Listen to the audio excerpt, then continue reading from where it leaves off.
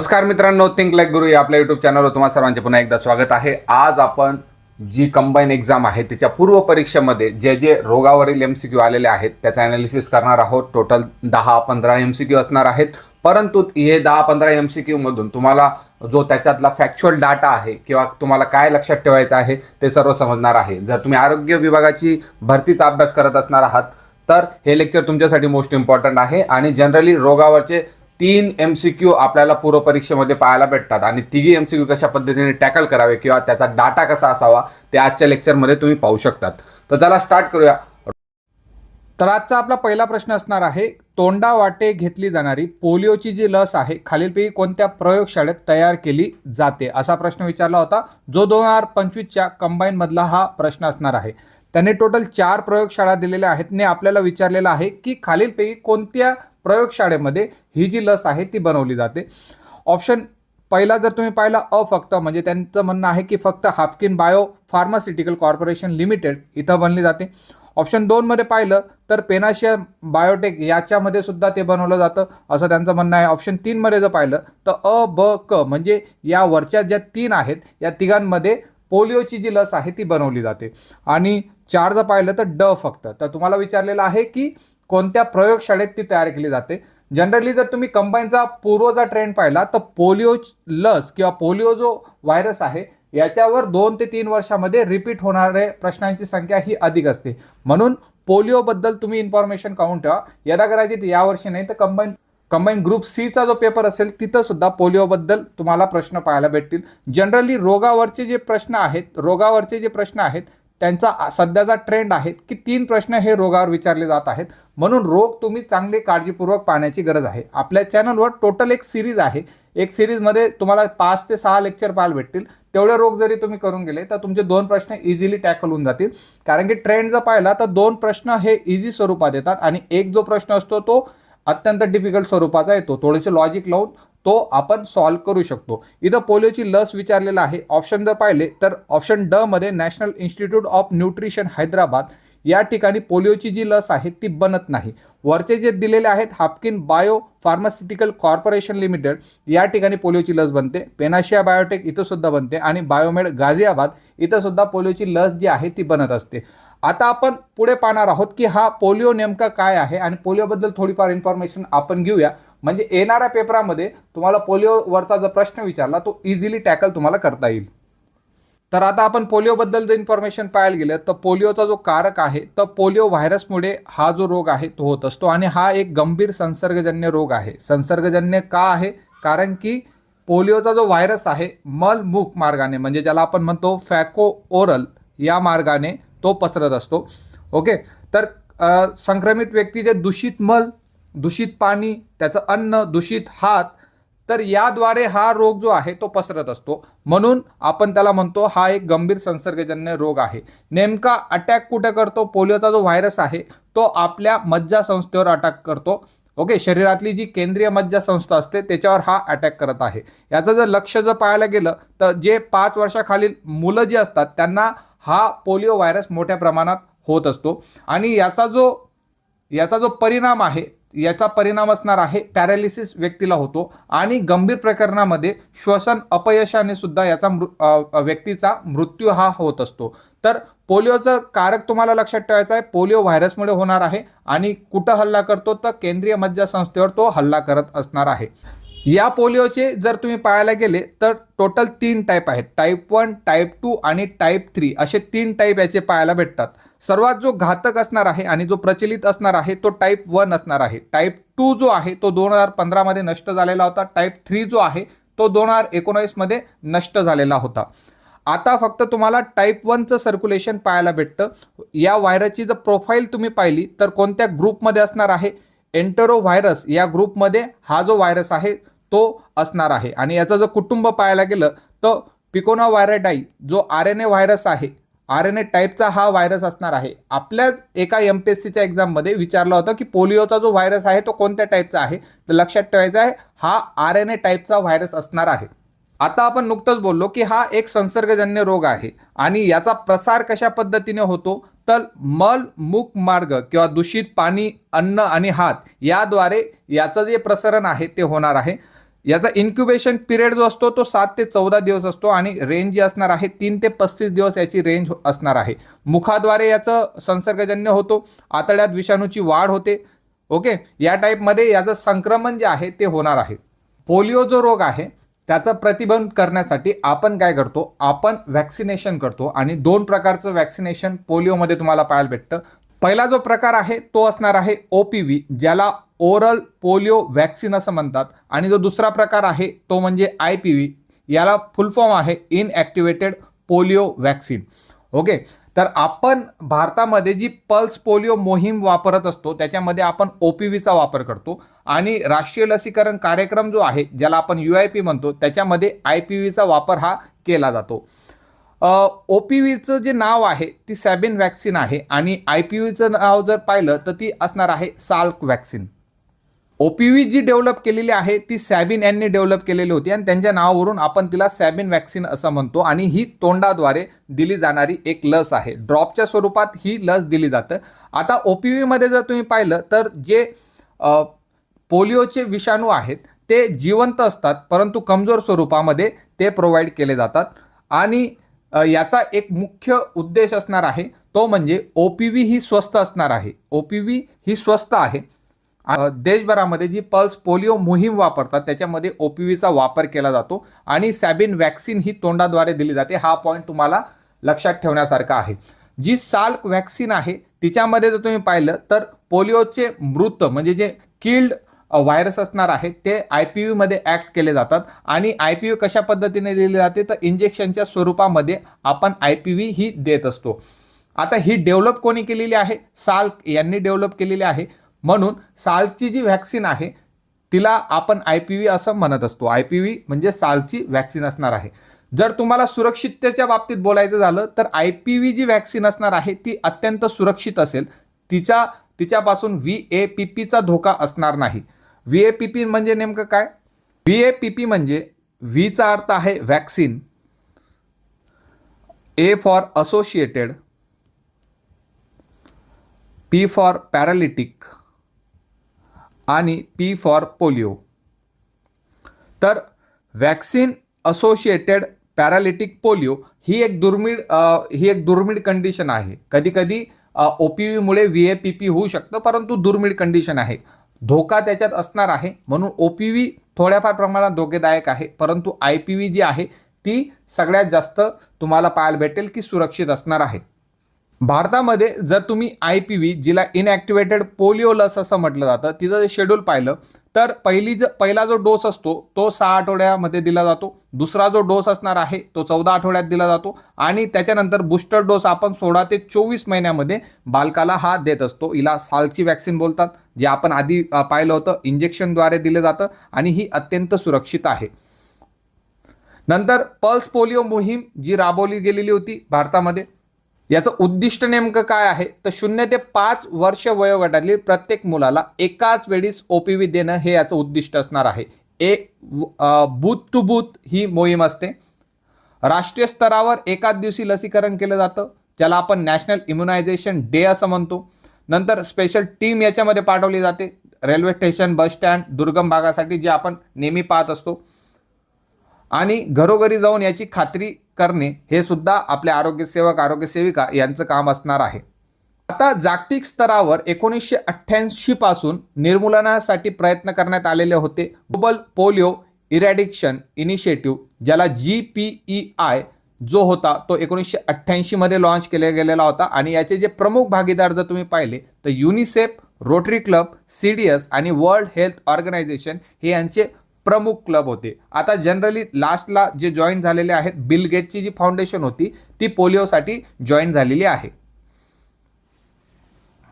भारतामध्ये पोलिओ मुक्त जर पाहायला गेलं तर भारताबद्दल जर विचार करायला गेलं तर 13 जानेवारी 2011 मध्ये जो शेवटची केस होती पश्चिम बंगाल येथे हावडा जे स्टेशन आहे त्या ठिकाणी आपल्याला पाहायला भेटलं होतं पोलिओची शेवटची केस, आणि WHOने प्रमाणपत्र दिलेलं आहे. 27 मार्च 2014 मध्ये WHOने भारताला पोलिओ मुक्तचं प्रमाणपत्र हे देण्यात आलेलं आहे. आता जर तुम्ही OPOच्या लसबद्दल बोलायचं झालं तर OPO जी आहे ती टेम्परेचर सेन्सिटिव्ह आहे, म्हणून आपण ओपीओची जी लस आहे 2 ते 8 डिग्री सेल्सिअस या तापमानात त्याची साठवणूक करत असतो. त्याला फ्रीजिंग करण्याची गरज नाही, फ्रीज त्याला करायची नसते. तर 2 ते 8 डिग्री सेल्सिअसपर्यंत पोलिओची जी लस आहे तिला सुरक्षित ठेवली जाते. मेन स्टोरेज जे आहे तिथं 2 ते 8 डिग्री सेल्सिअस आपल्याला ओपीओ जी वायल आहे तिला ठेवण्यात येत असतं. जे आरोग्य सेवकचा अभ्यास करतात त्यांच्यासाठी हे जे टेम्परेचर रेंज आहे ते मोस्ट इम्पॉर्टंट आहे. एका आत्ताच नुकत्याच झालेल्या एक्झाममध्ये ही जी रेंज होती ती विचारली गेलेली होती. तुम्ही जेव्हा व्हॅक्सिन वापरतात तेव्हा प्रत्येक वायल जो असतो, आता हा ओपीओचा वायल आहे त्याच्यावरती अशा पद्धतीने तुम्हाला मार्किंग पाहायला भेटते. जर तापमान बदललं आणि तापमान बदलामुळे त्या व्हायलवरचा जो रंग आहे तो जर बदलला तर त्याच्यावरून ती लस वापरण्यायोग्य आहे की नाही हे डिसाईड हे होत असतं. आता जर तुम्ही युनिव्हर्सल इम्युनायझेशन प्रोग्राम पाहिला, ज्याला आपण UIP म्हणतो, त्या UIP मध्ये OPV आणि IPV या दोन्ही लसी त्या लसीकरणाच्या वेळापत्रकाचा भाग आहे.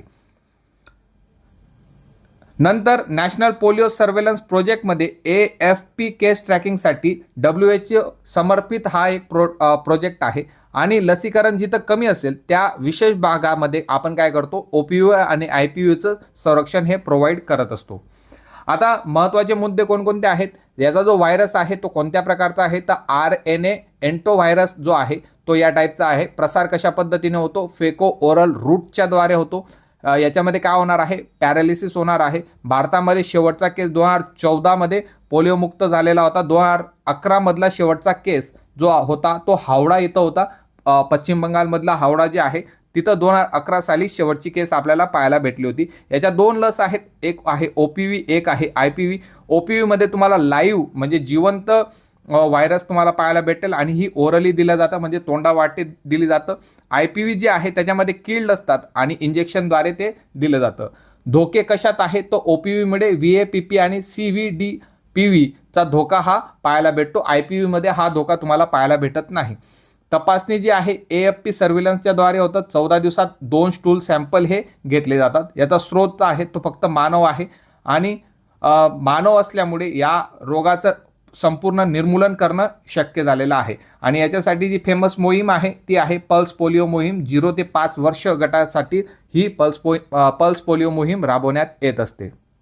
विचार केला की पोलिओ व्हायरस 2014 मध्ये पूर्णतः नष्ट झालेला होता, तरी सुद्धा आपण आता सुद्धा IPVचे डोस लहान बालकांना देत असतो. OPVचे जे डोस आहे किंवा पल्स पोलिओ मोहीम आहे ते अजूनही आपण कंटिन्यू करत असतो. तर याचं कारण काय की आपल्या शेजारील जे पाकिस्तान आणि अफगाणिस्तान राष्ट्र आहेत त्या देशांमध्ये सुद्धा जो टाईप 1 आहे तो अजूनही आढळत आहे. मग काय होतं, त्या देशामधले लोक आपल्या साईडला येतात आणि त्याच्यामुळे आपल्या देशाला तो धोका अजूनही आहे. त्याच्यामुळे आपण जी मोहीम आहे ती कंटिन्यू करत गेलेलो आहोत. एवढे सर्व पॉईंट तुम्हाला पोलिओबद्दल जर तुम्ही लक्षात ठेवले तर मला नाही वाटत की तुम्हाला काही गरज आहे अदर पॉईंट कव्हर करण्याची. आपला 2 नंबरचा जो प्रश्न आहे हा कंबाईन ग्रुप बी मध्ये 2025 साली विचारला गेलेला होता पूर्व परीक्षेमध्ये. आणि आपण सर्व पूर्व परीक्षेचा जो पेपर आहे तो ॲनालिसिस करत आहोत. बायोमेडिकल कचरा रंगीत कोडेड पिशवी वापरून वेगळा केला जातो आणि सुरक्षितपणे त्याची विल्हेवाट लावली जाते.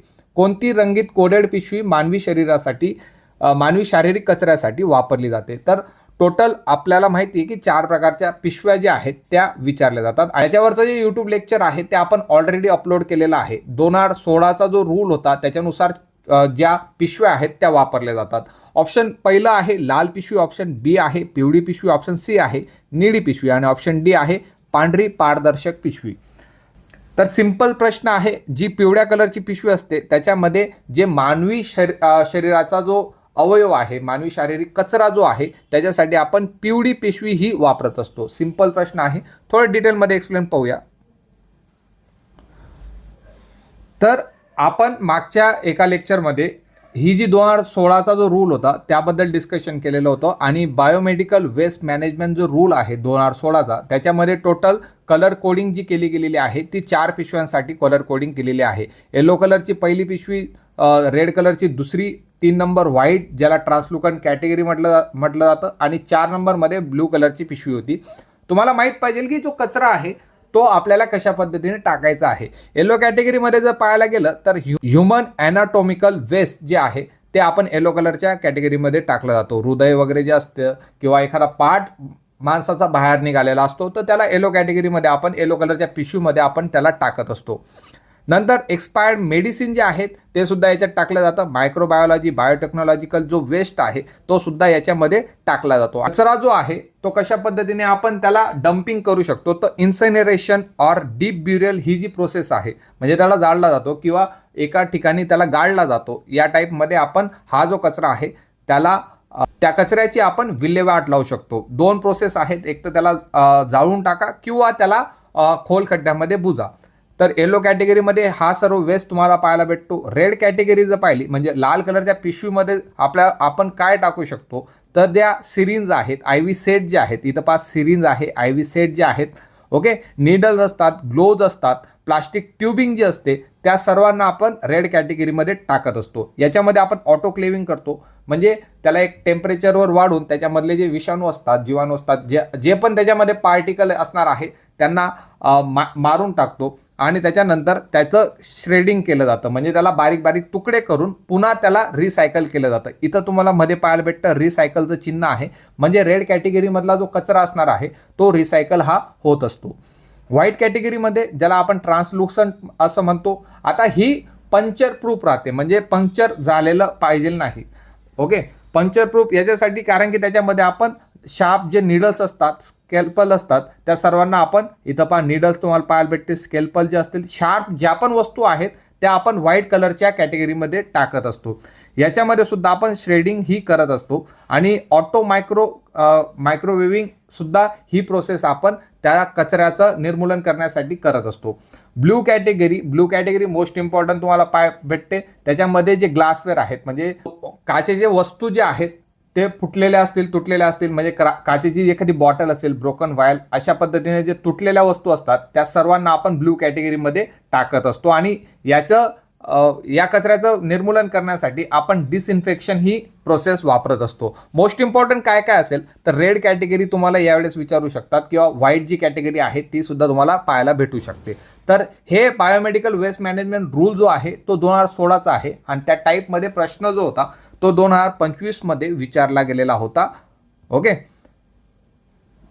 तर आजचा आपला तिसरा प्रश्न आहे, आहारातील प्रथिनांची कमतरता कोणत्या आजारास कारणीभूत असते. हा जो प्रश्न होता MPSC कंबाईन ग्रुप बी मधला 2025चा एक प्रश्न होता आणि वेगवेगळे जे आजार आहेत, कमतरतेमुळे होणारे विविध आजार जे आहेत, ह्या टॉपिकवर MPSCचा जो फोकस आहे तो बऱ्यापैकी तुम्हाला पाहायला भेटतो. एक तर जोड्या लावा किंवा या टाईपचा प्रश्न जो 2025 मध्ये वन लाईनर स्वरूपात विचारलेला होता, सिंपल कॅटेगरी मधला प्रश्न होता आणि जेव्हा आपण आरोग्य विभागाचा अभ्यास पण केला होता त्यामध्ये हा जो प्रश्न होता तो आपण घेतलेला होता. ऑप्शन ए आहे वात्रक, ऑप्शन बी आहे मधुमेह, ऑप्शन सी आहे क्वाशिओरकर आणि ऑप्शन 4 आहे जो पार्किन्सन जो रोग आहे तो. तर याचं जे उत्तर असणार आहे क्वाशिओरकर.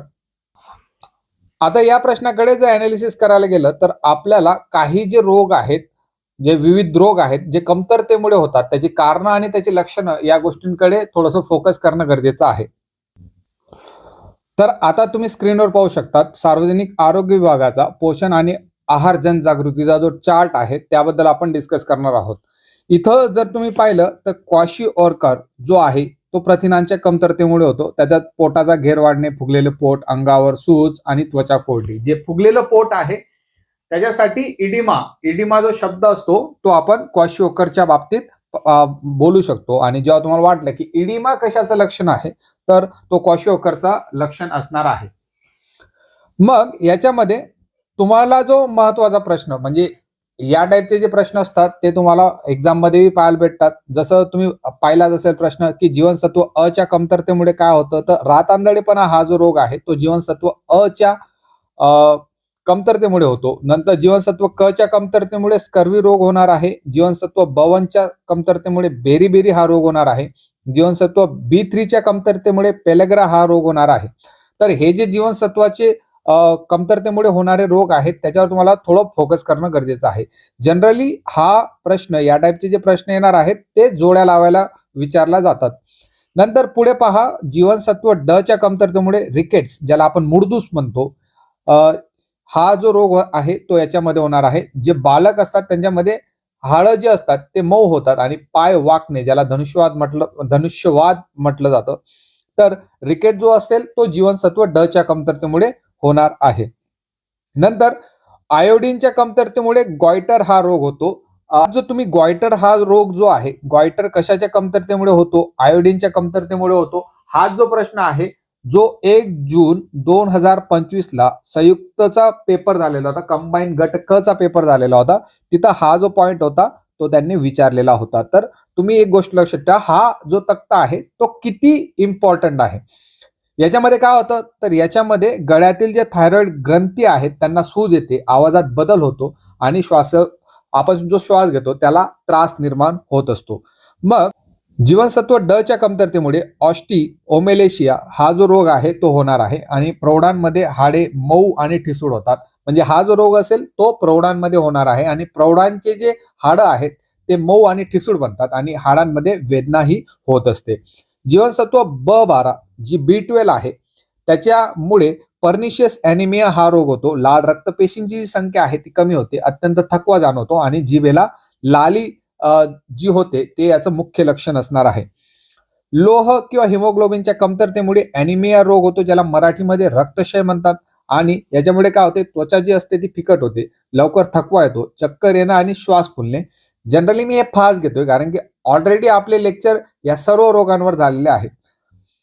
प्रथिनांच्या कमतरतेमुळे आणि उष्मांकाच्या कमतरतेमुळे सुकटी, ज्याला मॅरास्मस असं सुद्धा म्हणतात, हा सुद्धा रोग होत असतो.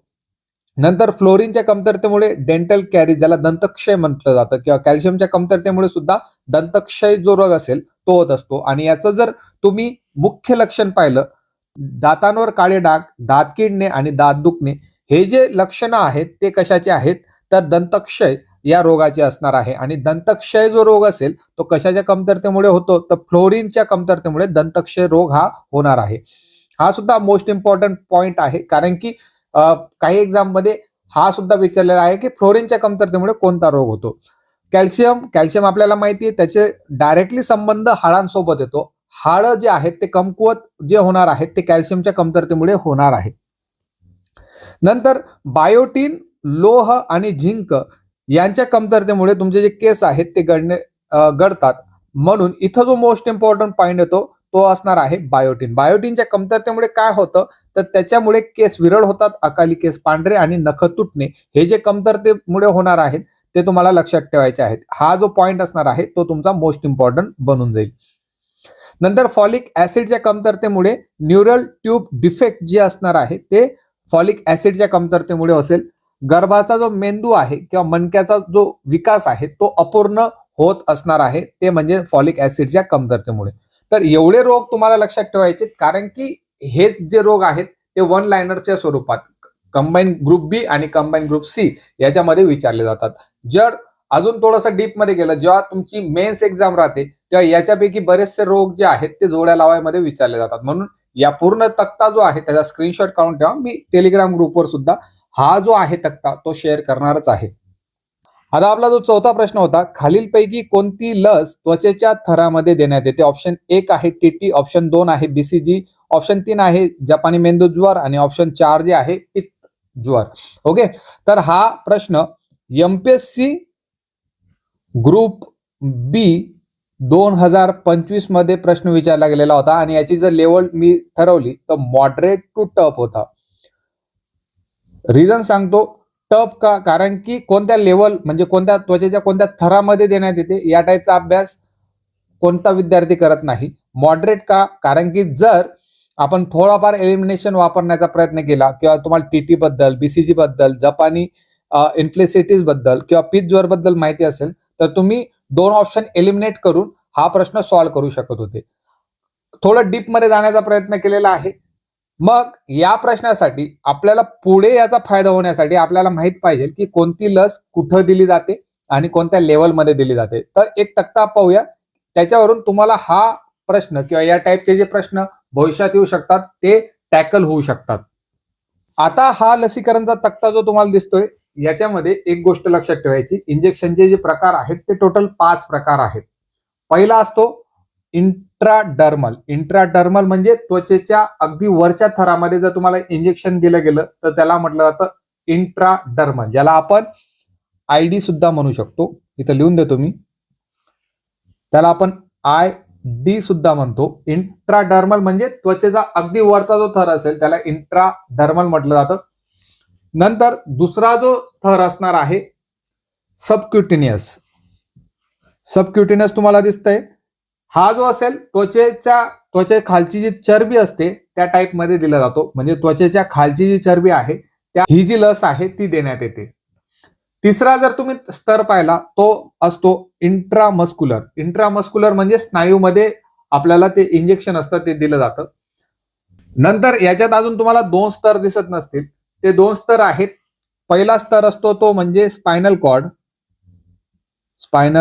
कॉर्ड आणि त्याच्यानंतर जो 5वा स्तर असणार आहे तो म्हणजे तुमचा जो सांधा असतो त्या सांध्यामध्ये हा दिला जातो. त्याला आपण म्हणतो इंट्रा आर्टिक्युलर. ओके. तर वेगवेगळे जे रोग असतात त्यांच्यावर लस दिली जाते. ती लस देण्याचं ठिकाण आणि कोणत्या स्तरात दिली जाते हा तक्ता तुम्हाला पूर्ण एक्सप्लेन करत आहे. तो क्षयरोग आहे त्यासाठी आपण BCG ची लस देतो आणि जो आपला डावा हात असतो त्याच्या वरच्या बाजूला ती लस दिली जाते. नंतर आपण पोलिओ बद्दल शिकलो. त्याचे 2 टाईप आहेत. एक OPV आहे आणि एक IPV आहे. OPV जी असते ती आपण तोंडावाटे देतो आणि IPV जी असणार आहे ती मांडीवर दिली जाते आणि तो स्नायूंमध्ये दिला जातो. म्हणजे त्याची लेवल जर पाहिली तर इंट्रामस्क्युलर लेवल असणार आहे. BCG ची लेवल पाहिली तर इंट्राडर्मल लेवल असणार आहे. आणि आपल्याला विचारलेलं होतं की वरच्या स्तरावर कोणती दिली जाते तर ती BCG ची लस असेल. म्हणून तुमचा BC जो असेल तो तुमचा हायलाइटेड पॉइंट असणार आहे. नंतर गोवरची जी असते त्याच्यासाठी आपण MR ची लस देतो. डाव्या हातावरती लस दिली जाते आणि ती त्वचेच्या खालच्या भागात जी चरबी असते त्या ठिकाणी ती दिली जाते. घटसर्प, डांग्या खोकला आणि धनुर्वात ज्याला DPT ची लस असते ती DPT ची लस कुठे दिली जाते तर मांडीचा बाहेरील भागावरती दिली जाते आणि ती स्नायूंमध्ये देण्यात येत असते. हेपॅटायटिस B साठी आपण हेपॅटायटिस B ची लस देतो. ती मांडीवर दिली जाते आणि ती सुद्धा स्नायूंमध्ये दिली जाते. रोटाव्हायरससाठी रोटाव्हायरसची लस आहे ती तोंडावाटे दिली जाते आणि ती ओरल टाइप मध्ये पाहायला भेटते. पेंटाव्हॅलंटची जी लस आहे ती सुद्धा मांडीवर दिली जाते. ती स्नायूंमध्ये देण्यात येते.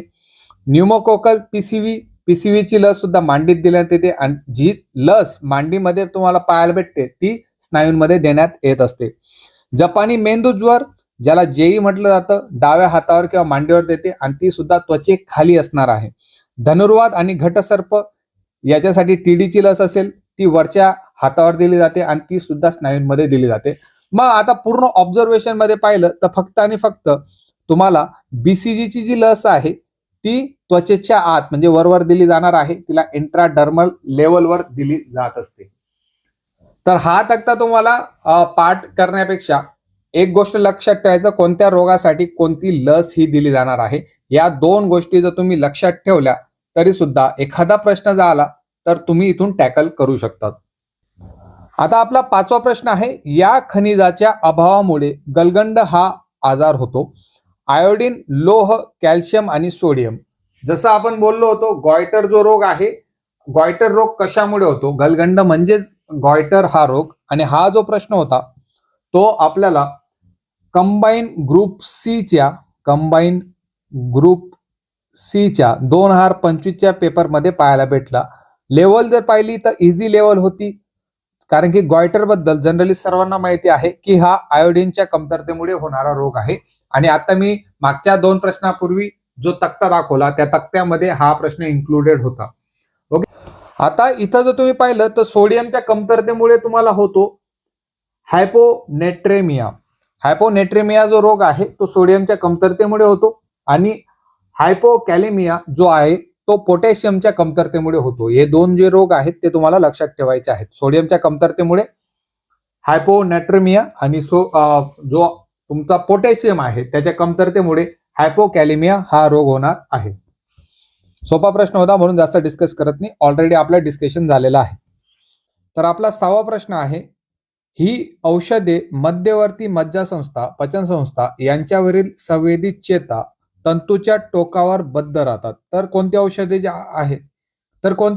जे आहेत ते संवेदी चेता तंतू जे असतात त्यांच्या टोकावर बद्ध राहतात असा प्रश्न विचारलेला आहे.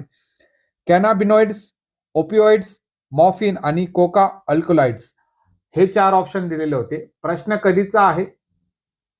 तर प्रश्न आहे 2023चा कंबाईनचा. 2023चा जो कंबाईनचा पेपर झालेला होता त्या टाईपमध्ये हा प्रश्न विचारलेला आहे. आणि जर याची कॅटेगरी आपण डिसाईड केली तर हा हार्ड कॅटेगरीचा आहे, कारण की कोणत्या पुस्तकामध्ये किंवा कोणत्या पर्टिक्युलर सोर्समध्ये या टाईपचे क्वेश्चन हे कव्हर होत नसतात. मग जर असा प्रश्न आला किंवा याच्या रेफरन्सने जर प्रश्न येण्याचा प्रयत्न केला तर काही गोष्टी तुम्हाला माहिती हव्यात आणि त्याच्याबद्दल म्हणजे या प्रश्नामधले जे ऑप्शन्स आहेत त्याच्याबद्दल आपण थोडं डिस्कस करूया, थोडं आरामशीर डिस्कस करूया. लेक्चर जरी मोठं झालं परंतु लेक्चरमधून तुमचा एखादा पॉइंट कव्हर होत असेल तर ते आपल्याला चालणार आहे, कारण की घाई करून फायदा नाही. मी फक्त उत्तरं सांगितले, उत्तरं तर तुम्ही पाठच करून घेणार, परंतु येणाऱ्या परीक्षेमध्ये त्या पॉइंटवरचा किंवा तो PYQचा एखादा रेफरन्स घेऊन प्रश्न विचारला. जसं आता मागे खसखस, अफू यांची नावं विचारलेले होते. काही एक्झाम मध्ये हा जो पॅटर्न आहे तो रिपीटेड स्वरूपामध्ये पाहायला भेटतो आहे. मग त्याच्याबद्दल थोडंफार इन्फॉर्मेशन राहिलं तर तिथं तुम्ही प्रश्न टॅकल करू शकतात. ओके, तर पाहूया की याच्या रिलेटेड आपण काय काय डाटा वाचू शकतो किंवा याच्या रिलेटेड किंवा हा जो प्रश्न आहे तो कशा पद्धतीने विचारला गेलेला आहे. आता तुम्हाला स्क्रीनवर जे दिसतंय, कॅनेबिनॉइड्स, ऑपिओइड्स आणि कोकेन आपल्या संवेदी चेतातंतूंवर कसं कार्य करतात याचा आढावा आपण घेणार आहोत. ओके, तर आपण जग कसं अनुभवतो, आपल्यामध्ये आपल्या वेगवेगळ्या संवेदना असतात. जसं आपल्याला दुःख होतं, ताप येतो, स्पर्श, वेदना, या संवेदना ज्या असतात ते आपल्या मेंदूपर्यंत कशा पद्धतीने पोहोचतात. ओके, याचं उत्तर जे आहे ते आपल्याला शोधायचे. नंतर काही नैसर्गिक रसायनं, नॅचरल केमिकल जे असतात त्या हे जे आपल्याला अनुभव होतात, जसं दुःख, ताप, स्पर्श, वेदना, हे जे आपल्याला अनुभव होतात ते अनुभव कशा पद्धतीने बदलू शकतात त्याबद्दल आपल्याला डिस्कस करायचं आहे. आणि आपला जो प्रश्न आहे तो या चौकटीतला आहे की आपल्या ज्या भावना असतात त्या एखादं नैसर्गिक केमिकल असेल, ओके, नैसर्गिक नॅचरल केमिकल जे असतील ते कशा पद्धतीने बदलतील. ओके, मग आपल्या शरीरात जी माहिती असते, जी आपल्या शरीरातल्या ज्या संवेदना असतात त्या संवेदी चेतातंतू, जसं आपल्याला क्वेश्चन मध्ये दिसते की संवेदी चेतातंतू बद्दल त्यांनी बोललेलं आहे, ज्याला इंग्लिशमध्ये सेन्सरी नर्व फायबर्स म्हणतात. तर आपल्या ज्या संवेदना असतात त्या सेन्सरी नर्व फायबरच्या माध्यमातून आपल्या मेंदूपर्यंत पोहोचत असतात. पहा, जसं तुम्हाला इथं बोटाला लागलं तर बोटाला लागलेलं आहे ते मेंदूपर्यंत पोहोचवण्यासाठी जे वापरलं गेलेलं आहे त्यांना सेन्सरी नर्व फायबर असं म्हटलं जातं. एकदम सिंपल आहे. समजा तुमच्या हाताला लागलं असेल तर हाताला जे लागलेलं आहे ते मेंदूपर्यंत कोण पोहोचवणार आहे, तर ते सेन्सरी नर्व फायबर पोहोचवणार आहे. ओके, तर हा तुमचा पहिला पॉइंट झाला, हे लक्षात आलं तुमच्या. पुढे जर गेलं तर हे जे चेतातंतू असतात, जे सेन्सरी नर्व फायबर्स असतात, त्यांच्या टोकावर, त्यांच्या एंडिंग्सवर काही विशिष्ट रिसेप्टर असतात. ओके, हे जे चेतातंतू तुम्ही पाहिले त्यांच्या टोकावर अशा पद्धतीचे रिसेप्टर आहेत. जर आपण कल्पना केली या रिसेप्टरला कुलूप सारखं आपण कल्पना जर केली तर त्या कुलूपाला उघडण्यासाठी तुम्हाला स्पेसिफिक चावी शोधावा लागणार आहे. म्हणजे समजा हा तुम्हाला आनंदी होण्यासाठी एक कुलूप आहे, हे तुमचं दुःखी होण्यासाठी एक कुलूप आहे, हे तुम्हाला अजून वेगळी काहीतरी भावना असेल त्याच्याबद्दल एखादं कुलूप असेल, तर हे रिसेप्टर जे आहेत ते चेतातंतूच्या टोकावर तुम्हाला पाहायला भेटतील आणि तुम्ही याला कुलुपासारखी एक उपमा देऊ शकतात. आणि प्रत्येक कुलुपाला ओपन करण्यासाठी पर्टिक्युलर चावी आपल्याला पाहिजे असते. मग आपल्याकडे टोटल 3 नैसर्गिक चाव्या आहेत जे तुम्हाला क्वेश्चन मध्ये दिसत आहेत. तर टोटल आपल्याकडे 3 नैसर्गिक चाव्या आहेत. त्याला म्हटलं, पहिली चावी आहे कॅनाबिनॉइड्स, ओके, दुसरी चावी आहे ती ओपिओइड्स आणि तिसरी चावी असणार आहे ती म्हणजे कोकेन. हे नैसर्गिक केमिकल्स आहेत. आता सध्यापुरता तर मी हे 3च चाव्या देतोय, 3च क्लूप देतोय, कारण की जास्त आपण मध्ये गेलो तर ते लक्षात ठेवणं थोडंसं अवघड होऊन जाईल. कॅनाबिनॉइड्स जे आहेत त्याचा सोर्स काय आहे? भांग आणि गांजा. ओके, ओपिओइड्सचा जो सोर्स आहे ते म्हणजे तुमचं अफूचं झाड, ज्याला ओपियम प्लांट असं म्हणतात, आणि हा प्रश्न रिपीटेड आहे. कोकेन जो आहे त्याचा नैसर्गिक जो स्रोत आहे ती कोका वनस्पती आहे. जसं तुम्ही भांग आणि गांजा म्हटलं त्याला कॅनाबियस प्लांट असं म्हटलं जातं. आता हे जे 3 नैसर्गिक तुम्हाला चाव्या भेटल्या, ही औषधी जी आहेत थेट चेतातंतूच्या टोकावर जे रिसेप्टर असतात त्यांच्यावर ते जाऊन बसतात आणि मग त्यांचा प्रभाव दिसणं सुरू होतं. सिंपल गोष्ट होती. आपण चेतातंतू पाहिले, चेतातंतूच्या टोकाला रिसेप्टर आहेत ज्यांना आपण कुलूप ची उपमा दिली आणि त्या कुलूपला ओपन करण्यासाठी तुमच्याकडे 3 चाव्या तुम्हाला पाहायला भेटत आहात. पहिली चावीबद्दल आपण बोलूया. ती आहे कॅनॅबिनॉइड्स. कॅनॅबिनॉइड्स म्हणजे वेदना आणि मनाची स्थिती बदलणारा ही एक आपली चावी आहे. मी तुम्हाला बोललो होतो की कुलूप म्हणजे पर्टिक्युलर तुमची भावना आहे. तर वेदना आणि मनाची स्थिती बदलणारं कोण काम करणार आहे? ते कॅनॅबिनॉइड्स करणार आहेत. याचा जो सोर्स आहे भांग आणि गांजा आहे, ज्याला कॅनॅबिस प्लांट म्हणतात. याचा मधला प्रमुख रसायन आहे THC. फुल फॉर्म आहे टेट्रा हायड्रो कॅनेबियल. रिसेप्टर आहेत CB1 आणि CB2. जे रिसेप्टरचे नाव आहेत ते CB1 आणि CB2 आहे. आणि मेंदू आणि प्रतिकार शक्ती प्रणालीमध्ये हे जे रिसेप्टर आहेत ते आढळत असतात. यांचा प्रभाव काय असतो? कॅनॅबिनॉइड्समुळे काय होणार आहे? तर तुमची वेदना कमी होते, तुमचा मूड बदलतो, तुमची भूक वाढते आणि जी केंद्रीय मज्जा संस्था आहे जिला आपण CNS म्हणतो, CNS म्हणजे सेंट्रल नर्व सिस्टीम जी आहे ती मंदावते. Slowing of CNS. मग आता इथं पहा, हा THC चा मॉलिक्यूल आहे. ओके. आणि इथं CB1 आणि CB2 तुम्हाला पाहायला भेटतात. मेंदूमध्ये आहेत CB1 आणि CB2 जे आहेत ते तुम्हाला अशा पद्धतीने पाहायला भेटतात. तर कॅनॅबिनॉइड्समुळे काय होतं? तर तुमची जी वेदना आहे ती कमी होणार आहे. जर तुम्हाला एखादी जखम झाली असेल आणि तुम्हाला कॅनॅबिसचं प्लांट दिलं, जर नॅचरल आहे, तर त्याच्यामुळे तुमची जी वेदना आहे ती कमी होणार आहे किंवा तुमचा मूड सुद्धा त्याच्यामुळे बदलणार आहे. पुढचं आहे ओपिओइड्स. ओपिओइड्सचं काम काय? वेदनेचं सामर्थ्यशाली नियंत्रण करणं हे ओपिओइडचं काम आहे. ओपिओइडचा जो सोर्स आहे ते अफूचं झाड आहे, ओपियम प्लांट. ओके. द्विनाम पद्धतीमध्ये पापावर सोमनिफेरम असं नाव आपण पाहायला भेटतं. त्याचं उदाहरण आहे नैसर्गिक मॉर्फिन जे असतं ते ओपिओइड्स मध्ये येतं. कोडिन जे आहे ते नैसर्गिक ओपिओइड्स मध्ये येतं. जर कृत्रिम पाहायला गेलं तर हिरोईन आणि फेंटॅनिल हे सुद्धा ओपिओइड्स मध्ये तुम्हाला पाहायला भेटतं. याच्यामधले जे रिसेप्टर असतात त्यांचं मू, कप्पा आणि डेल्टा रिसेप्टर जे असतात ते ओपिओइड्स मध्ये तुम्हाला पाहायला भेटतात. ओके. इथं तुम्हाला फिगरमध्ये पाहायला भेटते की मू, कप्पा आणि डेल्टा ह्या रिसेप्टरसाठी म्हणजे या कुलुपांसाठी तुमची चावी असणार आहे ती असणार आहे मॉर्फिनची. ओपिओइड्सची चावी जी असेल ती या 3 प्रकारच्या कुलुपांसाठी तुम्हाला पाहायला भेटेल. यांचा प्रभाव काय असेल? जे तीव्र वेदना होत असतात ते कमी करणं आणि ओपिओइड्समुळे तुम्हाला झोप येऊ शकते आणि सेंट्रल नर्वस सिस्टीमचा डिप्रेसंट म्हणून ओपिओइड्स हे काम करत असतात. तर ओपिओइडचे उदाहरणं तुम्हाला माहिती हवेत, त्याचे रिसेप्टर तुम्हाला माहिती हवेत. जनरली जर जास्त डीप मध्ये जायचा प्रयत्न केला तर तुम्हाला विचारू शकतात की ओपिओइडचं रिसेप्टरचे नाव काय? तर तुम्हाला लक्षात पाहिजे मू, कप्पा आणि डेल्टा. आता मला नाही वाटत युट्यूबवर तुम्हाला कोणीतरी एवढं डिटेलमध्ये सांगितलं असेल, परंतु प्रश्न आलेला आहे आणि PYQ ला जर प्रश्न आला असेल तर तो कुठं ना कुठं तुम्हाला कनेक्ट करणार आहे. पुढचा जो आपलं तिसरी जी चावी असणार आहे ती आहे कोकेन. कोकेन काय करते? उत्तेजना आणि वेदना मार्गातील अडथळा हे जे आहे ते कोकेनचं काम असणार आहे. याचा जो सोर्स आहे ती कोका वनस्पती आहे, कोका प्लांट ज्याला म्हणतो. ओके. त्याचा प्रभाव काय असते? उत्तेजना, त्याचा स्टिम्युलंट होतो, उत्तेजना वाढते. कोकेनचा जे काम असणार आहे ती उत्तेजना वाढवणं असणार आहे. याची कार्यपद्धती काय असते? ही थेट रिसेप्टरला चालू किंवा बंद करत नाही. म्हणजे जे कुलूप आहे त्याला ओपन बी करत नाही, त्याला क्लोज बी करत नाही, चालू किंवा बंद करत नाही. त्याऐवजी काय करते? ही डोपामाइन जो असतो, डोपामाइन नावाचा जो रसायन असतो त्या रसायनाला चेतापेशीमध्ये परत जाण्यापासून थांबवते. म्हणजे डोपामाइन जो जातो त्याला थांबवून ठेवतो. यामुळे आनंद, जागरूकता वाढते आणि वेदना कमी जाणवते. म्हणजे डोपामाइनची जी चेतापेशीमध्ये जो डोपामाइन तुमचा जाणार आहे त्याला थांबवायचं काम करतं कोकेन आणि त्याच्यामुळे तुम्हाला आनंद वाटतो. ओके. तर इथं पहा, हा डोपामाइन आहेत, हे डोपामाइन आहेत. ओके. त्यांना जाण्यापासून तो रोखणार आहे. हे सर्व काम कोण करेल? कोकेन करणार आहे. आता आपण तिन्ही जे अल्कलाइड्स आहेत त्यांची तुलना पाहूया. जास्त मी एक्सप्लेन करत नाही कारण की PPT माझी ऑलरेडी 20-25 पेजची आहे. जास्त मी काही एक्सप्लेन करत नाही. कॅनाबाइड्स पाहिले, ओपिओइड्स पाहिले आणि कोकेन पाहिले. कॅनाबाइड्स प्लांट पासून भेटतात, ओपिओइड्स ओपियम प्लांट पासून भेटतात आणि कोकेन जे आहे ते कोका प्लांट पासून भेटतात. मुख्य कार्यप्रणाली आहे बाइंड CB1 आणि CB2 च्या रिसेप्टरवर चिपकतात. नंतर ओपिओइड्स कोणावर चिपकतात? तर मू, कप्पा आणि डेल्टा रिसेप्टरवर चिपकतात. कोकेन जे आहेत ते डोपामाइनला ब्लॉक करतात.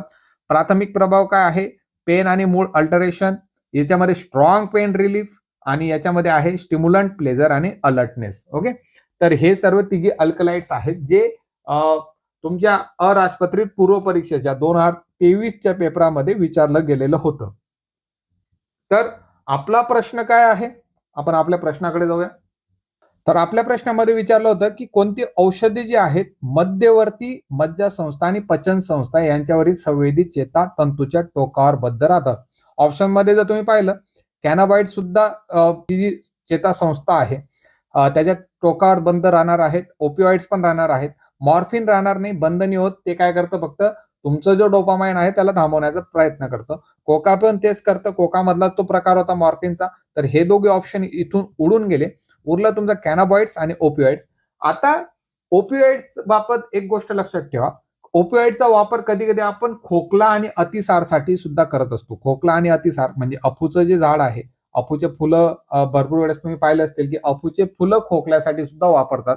तर खोकला आणि अतिसारसाठी वापरतात. म्हणजे ती जी ओपिओइड्स आहेत ती पचन संस्थेसाठी सुद्धा वापरात येणार आहे.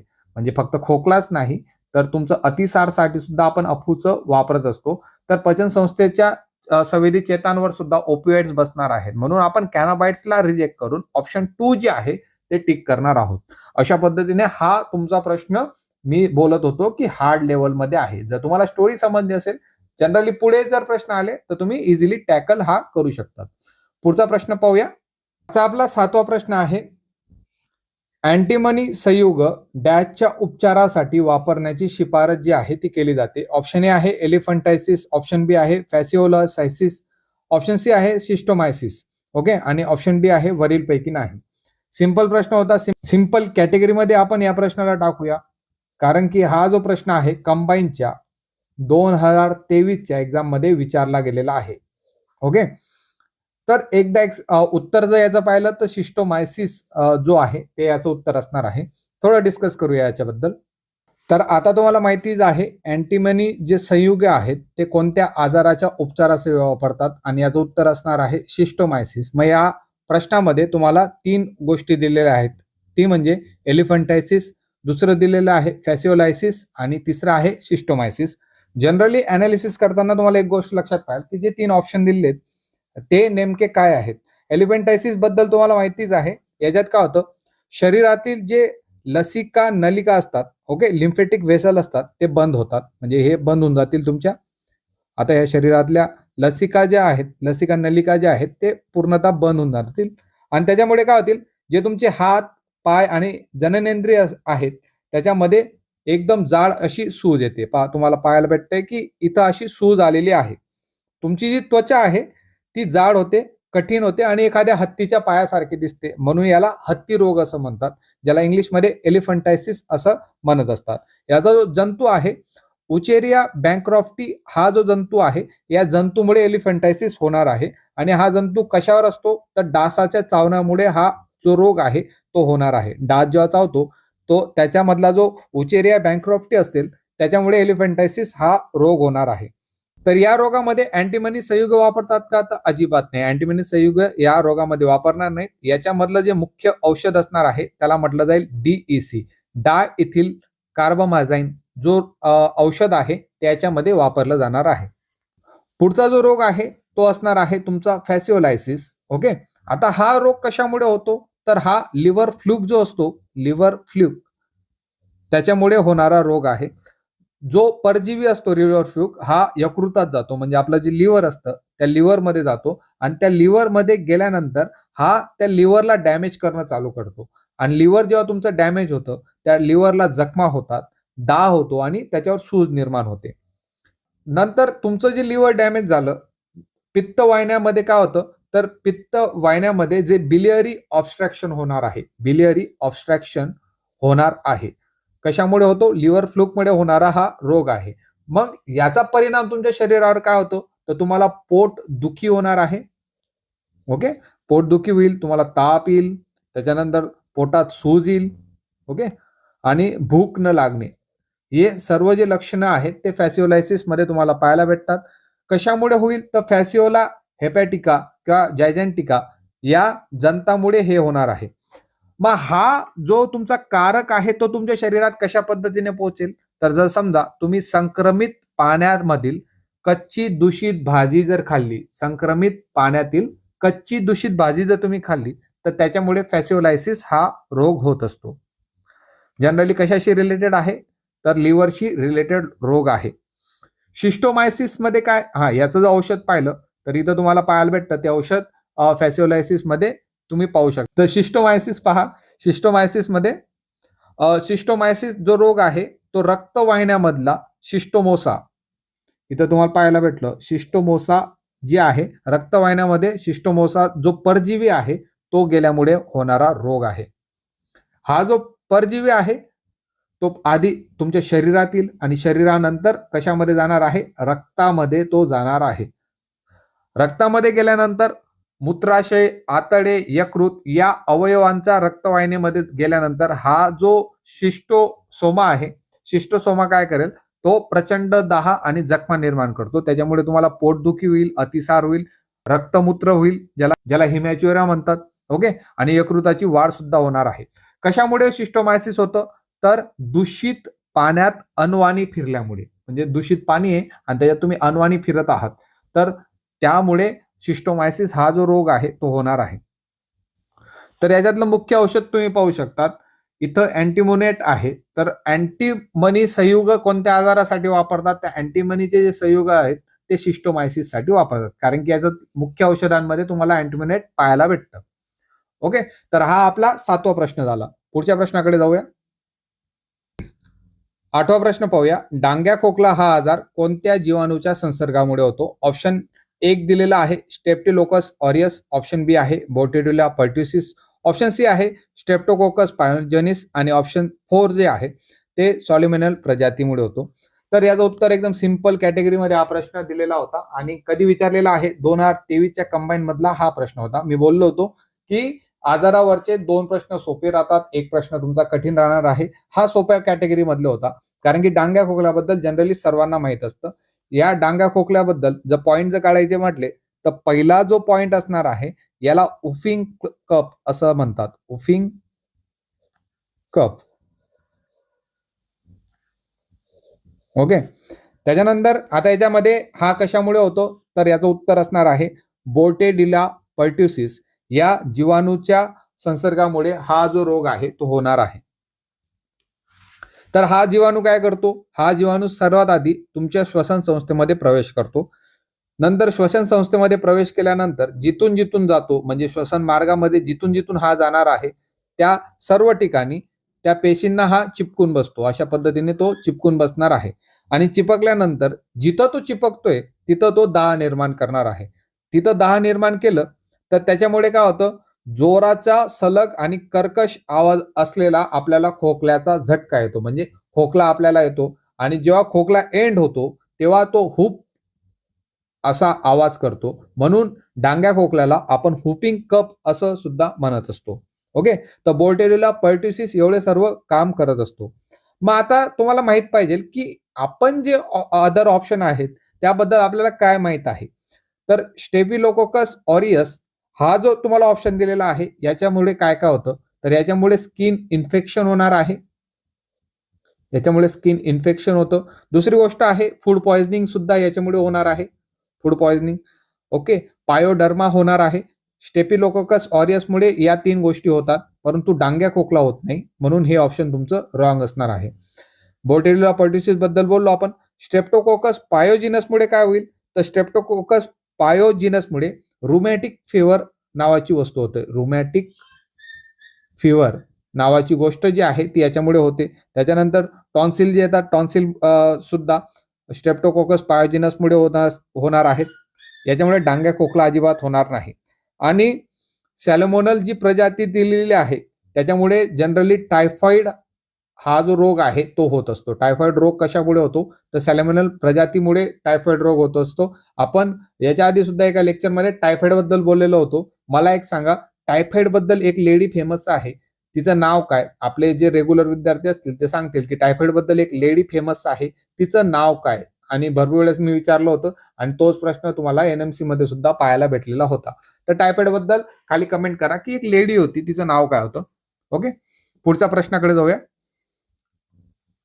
9वा प्रश्न आहे, खालीलपैकी कोणता विषाणू एका व्यक्तीकडून दुसऱ्या व्यक्तीकडे संक्रमित सुई किंवा असुरक्षित लैंगिक संबंधामुळे पसरतो? ऑप्शन ए आहे डेंग्यू विषाणू, ऑप्शन बी आहे रोटा व्हायरस, ऑप्शन सी आहे हेपॅटायटिस ए आणि ऑप्शन डी आहे हेपॅटायटिस बी. तर कोणता असा विषाणू आहे एका व्यक्तीकडून दुसऱ्या व्यक्तीकडे संक्रमित सुई किंवा असुरक्षित लैंगिक संबंधामुळे पसरतो?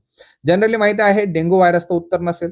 ओके, तुम्हाला माहित आहे रोटा व्हायरस सुद्धा उत्तर नसेल. जनरली तुमचं कन्फ्युजन हेपॅटायटिस ए आणि हेपॅटायटिस बी मध्ये होत असेल. याचं उत्तर जे येणार आहे ते हेपॅटायटिस बी असेल. आणि हेपॅटायटिस जो रोग आहे त्याच्यावर सुद्धा कंबाईन मध्ये भरपूर प्रश्न विचारले गेलेले आहेत. प्री म्हणा, मेन्स म्हणा, या सर्व टाइप्स मध्ये हे प्रश्न विचारले गेलेले आहेत. म्हणून हेपॅटायटिस वरचे आपले जे पॉइंट आहेत ते आपण पाहून घेऊया. हा जो प्रश्न होता तो ऑक्टोबर 2022च्या पूर्व परीक्षेत विचारला गेलेला होता. मी जनरली सर्व पूर्व परीक्षेचे पेपर घेत आहे. जर आपल्याला टाइम भेटला तर आपण मेन्सचे सुद्धा जे प्रश्न असतील ते कव्हर करूया, म्हणजे याच्यानंतर तुम्हाला सायन्स करण्याची गरज पडणार नाही. हेपॅटायटिस जो रोग आहे तो आयोगाचा सर्वात आवडता रोग आहे आणि याच्यावर जे प्रश्न असतात ते बऱ्यापैकी विचारले जातात.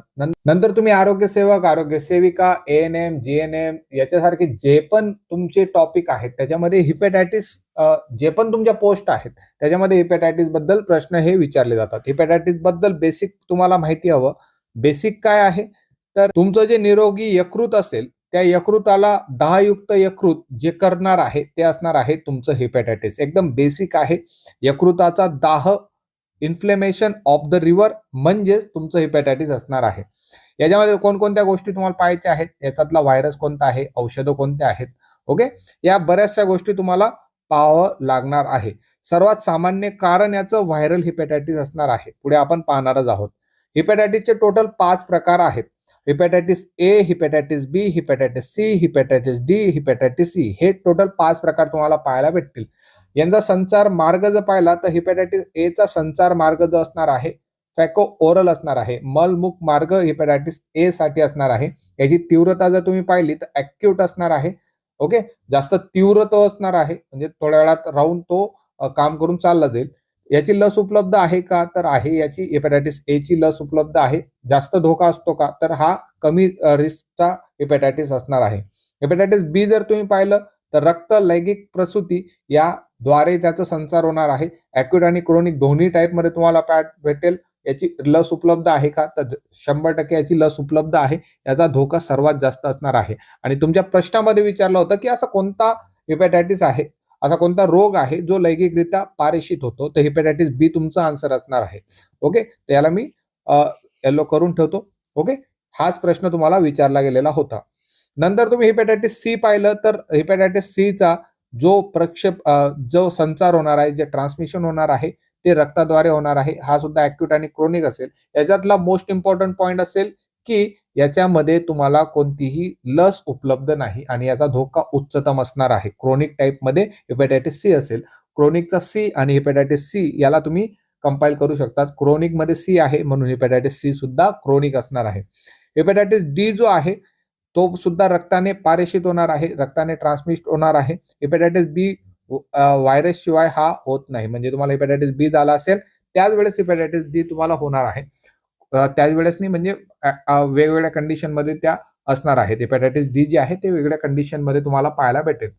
जी हेपॅटायटिस बी व्हायरसची जी लस आहे तिच्यानेच तुम्हाला हेपॅटायटिस डी जो असेल त्याच्याच लसीने तुम्हाला संरक्षण भेटणार आहे. याचा धोका सुद्धा उच्चतम असणार आहे. इथं मोस्ट इम्पॉर्टंट जे असेल, गर्भवती महिला असतात त्यांना, गर्भवती महिलांमध्ये तो गंभीर प्रकारे धोकादायक असणार आहे. हा सुद्धा तुम्हाला मलमुख मार्गाद्वारे प्रसारित होणारा एक हेपॅटायटिसचा प्रकार आहे. याची सुद्धा लस उपलब्ध नाही. तर लस कशा कशाची उपलब्ध नाही तर हेपॅटायटिस सी आणि ई या दोघांची लस आतापर्यंत उपलब्ध नसेल. बाकीच्यांची लस आपल्याकडे उपलब्ध आहे. तर हेपॅटायटिस ए आणि ई जसं आपण वरती पाहिलं मलमुख मार्गाद्वारे याचं प्रसारण होतं. दूषित पाणी पिल्याने हेपॅटायटिस ए होतं. त्याच्यानंतर अन्न हाताळणाऱ्यांनी स्वच्छता जर नाही राखली तर हेपॅटायटिस ए आणि ई होतं. आणि अपुरी स्वच्छता म्हणजे जे टॉयलेट वगैरेची स्वच्छता असतात त्याच्यामुळे सुद्धा तुम्हाला हेपॅटायटिस ए आणि ई होणार आहेत. मेजर कारण लक्षात राहू द्या, मल मूक मार्गामुळे हिपॅटायटिस ए आणि ई होतो आणि उरलेले BCD जे हिपॅटायटिस आहेत ते रक्ताद्वारे पारेषित होत असतात. दूषित रक्त, सुई, असुरक्षित लैंगिक संबंध, संक्रमित आईकडून बाळामध्ये, ओके, जर तुम्ही टॅटू केलं, पिअर्सिंग केली, इंजेक्शन केलं, इंजेक्शन्समुळे या सर्वांचा प्रसार होणार आहे. हा मोस्ट इम्पॉर्टंट पॉइंट असेल. तुम्ही फक्त ए आणि ई लक्षात ठेवा, म्हणजे जो पहिला आणि लास्ट वाला आहे ते दोघं मलमुख मार्गाने होतील. उरलेले BCD जे असणार आहेत ते तुमचे रक्ताद्वारे पारेषित होणारे हिपॅटायटिस असणार आहेत. ओके. त्याची सामान्य लक्षणं कोणतं? तुम्हाला ताप येऊ शकतो, भूक न लागणे, नंतर भूक न लागणे, उलटी होणे, पिवळे पडणे, कमजोरी, ओके, डार्क युरिन, फिकट स्टूल यासारखे जे लक्षणं आहेत ते हिपॅटायटिस मध्ये तुम्हाला पाहायला भेटतील. हिपॅटायटिस ए कशामुळे होतो? तर हा एक RNA टाईपच्या व्हायरसमुळे होतो, ज्याला आपण हिपॅटायटिस ए व्हायरस असे म्हणतो. हिपॅटायटिस ई सुद्धा RNA व्हायरसमध्ये तुम्हाला पाहायला भेटेल. ॲक्यूट असणार आहे, क्रोनिक याची कंडिशन होणार नाही. हा सुद्धा हिपॅटायटिस ई जो आहे तो सुद्धा ॲक्यूट स्वरूपामध्ये तुम्हाला पाहायला भेटेल. याची लस उपलब्ध आहे, याची लस उपलब्ध नाही. जर तुम्ही आपले जे पाणी आणि अन्नातून पसरणारे हिपॅटायटिसचे टाईप पाहिले तर ए ची लस उपलब्ध आहे, परंतु ई ची लस उपलब्ध नाही. ही गोष्ट तुम्हाला समजायला पाहिजे. स्पेशल वॉर्निंग असते, गर्भवती महिलांमध्ये जेव्हा थर्ड ट्रायमिस्टर असेल तर मृत्यूदर सर्वात जास्त हिपॅटायटिस ई मुळे असणार आहे. ओके. प्रतिबंध करण्यासाठी जसं हा पाणी आणि अन्नातून प्रसारित होणारा आहे, म्हणून स्वच्छ पाणी आणि हात धुणे याचा वापर करून तुम्ही हिपॅटायटिस ए जो आहे त्याला रोखू शकता. हिपॅटायटिस बी जो आहे त्याच्यामधला मोस्ट इम्पॉर्टंट पॉइंट तो आहे DNA विषाणू, आणि DNA विषाणू मुळे हा हिपॅटायटिस बी होतो. एकमेव DNA विषाणू मुळे होणारा हा हिपॅटायटिस असणार आहे. याचा प्रसार रक्त तर आहेच, लैंगिक संबंध, लैंगिक संपर्क, आईकडून बाळाकडे सुद्धा हिपॅटायटिस बी हा होत असतो. आणि दोघी टाईपमध्ये तुम्ही पाहू शकतात, ॲक्यूट आणि क्रोनिक या दोघी टाईपमध्ये तुम्हाला हिपॅटायटिस बी पाहायला भेटेल. तुम्हाला जर समजा हिपॅटायटिस बी झाला तर तो क्रोनिक हिपॅटायटिस होईल. पुढची स्टेप असेल त्याची सिरोसिस झाल्यानंतर आपलं जे यकृत आहे त्याला कर्करोग सुद्धा होऊ शकतो. तर तुम्हाला विचारलं जाऊ शकतो, जनरली हिपॅटायटिस बी ला आपण यकृताचा कर्करोग असं सुद्धा म्हणत असतो. ही गोष्ट लक्षात ठेवा. यकृताचा कर्करोग कशामध्ये होतो असा जर प्रश्न विचारला तर तुम्ही हिपॅटायटिस बी ला टिक करून देऊ शकतात. आणि हिपॅटायटिस बी वरचे प्रश्न विचारण्याची जी तीव्रता आहे ती मोठ्या प्रमाणात तुम्हाला पाहायला भेटेल. आपण सुद्धा याला 3 स्टार मार्क केलेले आहेत. मग आता हा जो हिपॅटायटिस बी आहे त्याला प्रतिबंध करण्यासाठी जन्मता लसीकरण करणं गरजेचं आहे. तुम्ही पाहिलं असेल, एखादा बाळ जेव्हा जन्माला येतं तेव्हा त्याला 24 तासाच्या आत पहिला डोस दिला जातो. जनरली पहिला डोस त्याला 24 तासांच्या आत दिला जातो. तुम्ही जर पाहिलं तर पहिला जो डोस आहे जन्मता 24 तासाच्या आत दिला जातो. जो दुसरा डोस आहे 6 आठवड्यांमध्ये दिला जातो, आणि जो तिसरा जो डोस आहे तो टोटल 14 आठवड्यानंतर दिला जातो. तर हा नेमका कसा वर्क करतो? त्याच्यामध्ये अँटी हिपॅटायटिस बी चे व्हायरसेस असतात, ती आपल्या जो लहान बाळ असतो त्याला इम्युनिटी ही प्रोव्हाइड करत असतो. हिपॅटायटिस सी जो आहे त्याला सायलेंट किलर असं सुद्धा म्हणतात, कारण की याची व्हॅक्सिन उपलब्ध नाही. व्हॅक्सिन उपलब्ध नसल्यामुळे हिपॅटायटिस सी ला आपण सायलेंट किलर म्हणतो. याची जी उपचार पद्धती आहे ती मोस्ट इम्पॉर्टंट आहे. डायरेक्ट ऍक्टिंग अँटीव्हायरल, ज्याला DAA द्वारे एखादा रुग्ण जो आहे तो बरा होऊ शकतो. क्युअर याचे पॉसिबल आहे. आणि याची जी क्रोनिक स्टेज आहे 80% पर्यंत क्रोनिक होण्याची शक्यता आहे. याचा सुद्धा RNA व्हायरस आहे. जसं आपण वरती बोललो की याचा जो प्रसार होतो तो रक्ताद्वारे होतो. ओके. आणि सिरोसिसचा धोका सर्वात जास्त हिपॅटायटिस सी मध्ये तुम्हाला पाहायला भेटतो. पुन्हा एकदा इथं सी आहे, हिपॅटायटिस सी आहे, म्हणून तुम्ही ते त्या पद्धतीने लक्षात ठेवू शकतात. हिपॅटायटिस डी बिचारा गरीब आहे, त्याचा कारण की त्याचा जो विषाणू आहे तो अपूर्ण विषाणू आहे. ओके. हिपॅटायटिस बी जर कंप्लीट आहे, त्याच्यामधून त्याचा छोटासा पार्ट जो आहे तो तुम्हाला पाहायला भेटतो की तो हिपॅटायटिस डी चा व्हायरस आहे. हा एक डिफेक्टिव्ह व्हायरस आहे, ज्याला अस्तित्व राहण्यासाठी हिपॅटायटिस बी व्हायरसची गरज असते, म्हणून त्याला आपण काय बोलतो, अपूर्ण व्हायरस असं बोलतो. याच्यामध्ये इन्फेक्शनचे टाईप कसे असतील तर कॉइन इन्फेक्शन किंवा सुपर इन्फेक्शन या टाईपमध्ये याचं इन्फेक्शन जे असतं ते होत असतं. याचं जर गंभीर स्वरूप पाहिलं तर फुल्मिनंट हिपॅटायटिस तुम्हाला होऊ शकतो. हिपॅटायटिस डी व्हायरससाठी अशी वेगळी काही लस नाही. हिपॅटायटिस बी व्हायरस हेपॅटायटिस बी व्हायरसची जी लस असते त्याच्यामुळे तुम्हाला संरक्षण भेटू शकतं, कारण की तो काय आहे, अपूर्ण विषाणू असणार आहे.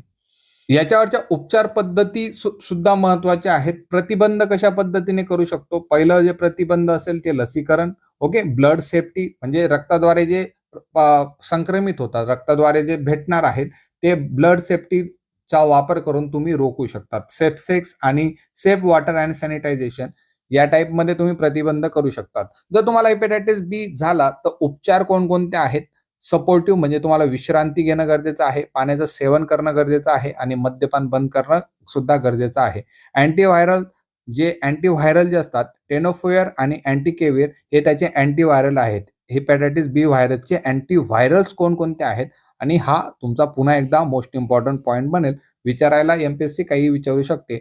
जर पाहायचं गेलं तर हे स्टॅटिक डाटा आहे आणि स्टॅटिक डाटावर एमपीएससी प्रश्न विचारण्याची जी शक्यता असते ती जास्त प्रमाणात असते. नंतर हेपॅटायटिस बी साठी एक कार्यक्रम भारत सरकारने लॉन्च केलेला आहे, जो 2018 मधला जो कार्यक्रम होता त्याबद्दल थोडीफार इन्फॉर्मेशन घेऊया. राष्ट्रीय विषाणूजन्य हेपॅटायटिस नियंत्रण कार्यक्रम, ज्याला आपण NVSCP असं म्हणतो, 2018 मध्ये लॉन्च केलेला होता आणि त्याचं उद्दिष्ट काय होतं? जे हेपॅटायटिस बी आणि सी आहेत त्याचं स्क्रीनिंग करणं, त्याचं डायग्नोसिस करणं, ट्रीटमेंट करणं म्हणजे त्याचा उपचार करणं आणि ते लागू नयेत म्हणून प्रिव्हेन्शन कशा पद्धतीने करू शकतो? तर व्हॅक्सिनेशन हे त्याचं प्रिव्हेन्शनचं सर्वात मोठं रूप आहे. सुविधा काय काय प्रोव्हाइड करण्यात येते? तर मोफत तपासणी आपल्याला भेटते, मोफत अँटीव्हायरल उपचार आपल्याला भेटतात आणि जन्मता HBVची लस जी आहे ती लहान बालकांना प्रोव्हाइड करण्यात येते. तर परीक्षेसाठी जे मुद्दे आहेत, हेपॅटायटिस ए आणि मलमुख मार्गाद्वारे होतो. हेपॅटायटिस बी सी जे असतील ते रक्ताद्वारे होणार आहे. डीएनए व्हायरस, हेपॅटायटिस बी व्हायरस जो आहे तो डीएनए व्हायरस आहे. क्रोनिक होण्याची सर्वात जास्त शक्यता हेपॅटायटिस सी व्हायरसमध्ये होती. हेपॅटायटिस बी व्हायरसची जी लस आहे जन्मानंतर 24 तासाच्या आत दिली जाते. हेपॅटायटिस डी व्हायरस हेपॅटायटिस बी व्हायरस शिवाय शक्य नाही. गर्भवतींमध्ये सर्वात गंभीर कोणता असणार आहे? हेपॅटायटिस ई व्हायरस सर्वात गंभीर असणार आहे. ओके, HBEG जो आहे सर्वाधिक संसर्गजन्य असणार आहे.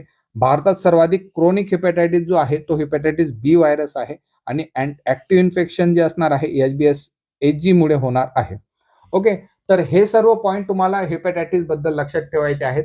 एवढ्या पॉईंट नंतर मला नाही वाटत की हेपॅटायटिस बी बद्दल हेपॅटायटिस टोटल जो हेपॅटायटिस आहे त्याच्याबद्दल काही प्रश्न तुमचे फॉर्म होऊ शकतात. आता आपण 10वा प्रश्न पाहूया. मलेरिया या आजारावर प्रभावी लस निर्माण करण्यासाठी अडथळा निर्माण होत आहे कारण? तर मलेरिया जो आजार आहे भारतामध्ये मोठ्या प्रमाणावर तो दिसत असतो आणि मग एवढ्या मोठ्या प्रमाणावर मलेरिया हा आजार आहे तर आपण याची लस का बनवत नाही? हा जो प्रश्न होता तो कंबाईन ग्रुप सी चा 2022चा प्रश्न होता, जी नोव्हेंबरमध्ये घेण्यात आलेली होती. आणि प्रश्न एकदम सिंपल होता की मलेरिया जो आजार आहे याच्यावर प्रभावी लस अजूनपर्यंत आपण का बनवू शकलो नाही? ऑप्शन जर तुम्ही नीट पाहिले तर प्लाझ्मोडियम हा पेशीमध्ये रोगप्रतिकारक प्रतिक्रियेपासून लपलेल्या अवस्थेत असतो. दुसरं ऑप्शन आहे प्लाझ्मोडियम हा पृष्ठभागावरचे प्रथिने बदलतो. तिसरं ऑप्शन आहे प्लाझ्मोडियमला जीवनचक्र पूर्ण करण्यासाठी 2 यजमान लागतात आणि ऑप्शन जो चौथा दिलेला होता 1 आणि 2 दोन्ही. उत्तर एकदम सिंपल आहे. याचं उत्तर जे असणार आहे 4 असणार आहे. थोडी बेसिक कन्सेप्ट याच्यात क्लिअर लागत होती. मॉडरेट टाईप मध्ये मी या प्रश्नाला ठेवत होतो कारण की लिटरली मी एलिमिनेशन टेक्निकचा वापर करून आपण इझिली 4 नंबरवर पोहोचू शकत होतो, परंतु इतकी डीप अंडरस्टँडिंग आपल्याला करावी लागते. सर्वात आधी मलेरिया रोगाबद्दल आपण इन्फॉर्मेशन घेऊया, त्याच्यानंतर याच्यावर लस का निर्माण केली गेली नाही त्याबद्दल इन्फॉर्मेशन ही घेऊया. तर आपण टोटल 6 ते 7 भागांमध्ये मलेरियाबद्दल थोडं डिस्कस करूया. सर्वात आधी मलेरिया म्हणजे काय? तर मलेरिया कशामुळे होणार आहे? हा परजीवीमुळे होणार आहे आणि त्या परजीवीचं नाव असणार आहे प्लाझ्मोडियम. प्लाझ्मोडियम मुळे हा मलेरिया जो रोग आहे तो होत असतो. याचा वाहक कोण असतो? तर अॅनोफिलियस जी मादी डास असतो त्याच्या वाहकांमुळे जो प्लाझ्मोडियम असतो, जो परजीवी असतो, तो ह्युमनमध्ये इंटर करतो आणि त्याच्यामुळे मलेरिया जो रोग आहे तो होणार असतो. प्लाझ्मोडियमचे वेगवेगळे प्रकार आहेत, जो भाग 2 मध्ये तुम्हाला पाहायला भेटेल. प्लाझ्मोडियमचे जे प्रकार आहेत ते भाग 2 मध्ये आपण टाकलेले आहेत. पी विवॅक्स हा पहिला प्रकार आहे जो भारतात सर्वाधिक प्रमाणात पाहायला भेटतो. नंतर फाल्सिपेरम, जो फाल्सिपेरम आहे तुम्हाला माहितीच आहे की सर्वात धोकादायक हा फाल्सिपेरम आहे आणि याच्यामुळे सेरेब्रल मलेरिया नावाचा जो पार्ट आहे, मलेरियाचा जो टाईप आहे तो होत असतो फाल्सिपेरममुळे. पी मलेरिया जो क्रोनिक इन्फेक्शन देत असतो. त्याच्यानंतर ओवेल रिलॅप्स होतो. नोलेसी मंकी मलेरिया ज्याला म्हणतात. जनरली प्रश्न पी विवॅक्स आणि फॅल्सिपेरमवरच विचारले जातात. जर विचारलं नोवेल्सी जो आहे त्याला मंकी मलेरिया असं म्हणतात. नवीन पॉइंट आहे तो तुम्ही नोट करू शकतात. ओके. नंतर याचा जो भाग 3 आहे, या मलेरियाचा नेमका प्रसार कशा पद्धतीने होतो. सर्वात आधी अॅनाफिलिस जी मादी डास आहे तो चावतो. ओके. त्याच्यामुळे हा जो मलेरिया आहे तो होत असतो. रक्त संक्रमणामुळे सुद्धा तुम्हाला जो रोग आहे तो होऊ शकतो. ओके. दूषित सुई आईकडून बाळाकडे या टाईपमध्ये जो मलेरिया आहे त्याचा प्रसार हा होत असतो. लक्षणं काय असतात? थंडी वाजून येते, ताप येतो, घाम येतो, डोकेदुखी, उलटी. ओके. तिल्ली वाटणे. नंतर सेव्हिअर जर म्हणजे त्याची कंडिशन जर क्रोनिक स्वरूपाची झाली म्हणजे सेव्हिअर झालं, तुम्ही ट्रीटमेंटच नाही घेतली तर तुम्हाला सेरेब्रल मलेरिया, ॲनिमिया यासारखे जे पार्ट असतात ते तुम्हाला होऊ शकतात. ओके. डायग्नोसिस म्हणजे कशा पद्धतीने तुम्हाला मलेरिया आहे की नाही ते तुम्हाला पाहायला भेटतं. तर त्याच्यासाठी ब्लड स्मिअर घेतला जातो, रक्ताचा नमुना घेतला जातो, ज्याला गोल्ड स्टँडर्ड असं म्हणतात. नंतर हे अशा पद्धतीने तुमचा रक्ताचा जो नमुना आहे तो भेटत असतो. नंतर आरडीटी टेस्ट केली जाते मलेरिया ओळखण्यासाठी. नंतर सीबीसी जी टेस्ट आहे ती सुद्धा मलेरियामध्ये केली जाते. उपचार काय काय आहेत? जर एखाद्या व्यक्तीला पी विवॅक्सचा मलेरिया झाला असेल तर जो प्लाझ्मोडियमचा टाईप आहे, आपण इथं पाहिलं की पी विवॅक्स हा प्लाझ्मोडियमचा टाईप आहे. पी विवॅक्सचा मलेरिया झाला असेल तर त्याला क्लोरोक्विनची गोळी देतात. आम्ही जेव्हा लहान होतो तेव्हा प्रत्येक घरावर असे वेगवेगळ्या घरांवर लिहिलेलं राहायचं की क्लोरोक्विनची गोळी करी हिवतापाची होळी. तर क्लोरोक्विन जो आहे तो पी विवॅक्स मध्ये दिला जातो. प्रेमाक्विन सुद्धा दिला जातो. 14 दिवसांची जी असते ती ट्रीटमेंट असणार आहे. फॅल्सिपेरम सर्वात खतरनाक असतो, त्यासाठी एसीटी लागू करण्यात येतो. ओके. एसीटीचा कोर्स बद्दल आपण 2-3 व्हिडिओमध्ये डिस्कस सुद्धा केलेला आहे. तर 3 डेज एसीटीची ट्रीटमेंट केली जाते आणि प्रेमाक्विनचा सिंगल डोस हा दिला जातो. नंतर सेव्हिअर मलेरिया जर झाला असेल तर आर्टिसोनेटचं इंजेक्शन हे सुद्धा प्रोव्हाइड करण्यात येतं. प्रेग्नन्सीमध्ये आपण प्रिमाक्विन देत नाही कारण की त्याच्यामुळे जे पोटातले बाळ असतील त्याच्यामध्ये विकलांगता येण्याचा जो संभाव्यता असते ती सर्वात जास्त होत असते. मग आता प्रतिबंध कसा करू शकतो? प्रतिबंध एकच सिंपल आहे की जो डास आहे त्याला आपल्याला चावू द्यायचं नाही. मग आपण मॉस्किटो नेट वापरतो. नंतर IRSचा स्प्रे असतो, इंडोर रेसिड्युअल स्प्रे ज्याला म्हणतात, तो आपण फवारणी करू शकतो. ओके. लार्वासाइड्स जे असतात ते वापरू शकतो. तर अशा रिपलंट वापरू शकतो. पाण्याचं साचलेलं स्रोत जे आहे ते आपण कमी करू शकतो. राष्ट्रीय कार्यक्रम एसीटी मोफत असतो. LLNचं वितरण होतं, आरडीटीचं वितरण होतं, मलेरियाचं सर्वेक्षण होतं. हे सर्व आपण ऑलरेडी डिस्कशन केलेले आहेत. जुन्या व्हिडिओजमध्ये आपण डिस्कस केलेले आहेत. आता मेजर प्रश्न काय आहे आपला? प्रश्न असा आहे की मलेरिया इतका डेंजर आजार आहे तर त्याच्यावर प्रभावी लस का नाही? तर त्याचं आता आपण उत्तर शोधूया. आता एक गोष्ट लक्षात ठेवा, जेव्हा एखादी लस डेव्हलप होते तर ती लस एखाद्या अँटीजेनवर डेव्हलप होत असते. ओके. आणि मलेरिया जर तुम्ही पाहिलं तर तो प्लाझ्मोडियम या परजीवीमुळे होत असतो. आणि हा जो प्लाझ्मोडियम तुम्हाला पाहायला भेटतो तो त्याचे 3 टप्पे असणार आहेत. एक असणार आहे तुमची यकृत स्टेज जिला आपण लिव्हर स्टेज म्हणतो. दुसरं आहे तुमची blood test. Okay. Blood stage असणार आहे. आणि नंतर तुमचा पुढची जी स्टेप असेल ती गॅमेटोसाइट स्टेज असणार आहे. आता जो प्लाझ्मोडियम आहे तो काय करतो? प्रत्येक स्टेजमध्ये वेगवेगळे अँटीजेन निर्माण करतो. ओके. वेगवेगळ्या प्रत्येक स्टेजमध्ये तो वेगवेगळे अँटीजेन जर तयार करत असेल तर प्रत्येक टप्प्यामध्ये तुम्हाला वेगवेगळी लस लागणार आहे. आणि एका लसने सर्व टप्पे जे आहेत ते कव्हर करणं मुश्किल होऊन जातं. हा याचा मेजर प्रॉब्लेम असणार आहे. जो मेजर प्रॉब्लेम असेल तो म्हणजे प्लाझ्मोडियमचं जे जीवनचक्र आहे ते कॉम्प्लेक्स आहे आणि त्या कॉम्प्लेक्सिटीमुळे आपण लस तयार करू शकत नाही. हे झालं तुमचं पहिलं रिझन. दुसरं रिझन असणार आहे, हा जो प्लाझ्मोडियम आहे तो काय करतो? अँटीजेनिक व्हेरिएशन दाखवत असतो, अँटीजेनिक बदल दाखवत असतो. म्हणजे जे पृष्ठभागावरचे प्रथिनं जे असतात त्या प्रथिनाला तो सतत बदलत असतो. आणि त्याच्यामुळे काय होतं? जी इम्युनो सिस्टीम आहे, इम्युनायझेशन जे असणार आहे ते चेंज होत राहतं आणि त्याच्यामुळे इम्यून जो होत असतो तो फसतो. त्याच्यामुळे आपण लस तयार करू शकत नाही. ही तुमची दुसरं रिझन असणार आहे. नंतर इम्यून रिस्पॉन्स. एखादी लस जी असते ती लस प्रभावी होण्यासाठी तुम्हाला 2 गोष्टी आवश्यक असतात. एक असणार आहे ह्युमरल इम्युनिटी आणि दुसरी असणार आहे सेल मेडिएटेड इम्युनिटी. तर याची लस बनवताना या दोघी गोष्टी काय असतील, या दोघी गोष्टी फ्लॉप होतात आणि त्याच्यामुळे स्ट्रॉंग आणि लॉंग लास्टिंग म्हणजे लहानपणी दिलं तरी मोठलपणी ते कामात येईल अशी इम्युनिटी तयार करणं कठीण होत असतं. प्रतिरक्षा इम्युनिटीचा अर्थ तेच असणार आहे. म्हणजे तुम्ही जी लस तयार करतात त्याच्यात ह्या दोघी गोष्टी इन्क्लूड असायला हव्या आणि जेव्हा आपण याची लस बनवायला घेतलं तर या दोघी गोष्टी स्ट्रॉंग होत नाहीत, म्हणून इथं हा प्रॉब्लेम पाहायला भेटतो. चौथी जी गोष्ट आहे जेनेटिक डायव्हर्सिटी. जेनेटिक डायव्हर्सिटीमुळे सुद्धा आपल्याला याची लस बनवता येत नाही. म्हणजे प्लाझ्मोडियम जो आहे तो आफ्रिकेत वेगळा आहे, इंडियामध्ये वेगळा आहे. तिथं आफ्रिकेमधला जो प्लाझ्मोडियम आहे तो वेगळा आहे, जो इंडियामध्ये आहे तो वेगळा आहे. मग जर समजा तुम्ही इंडियासाठी लस बनवली तर ती आफ्रिकेत चालणार नाही किंवा आफ्रिकेसाठी बनवली ती इंडियामध्ये चालणार नाही. या टाईपमुळे जेनेटिक डायव्हर्सिटीमुळे लस त्याची बनवणं कठीण आहे.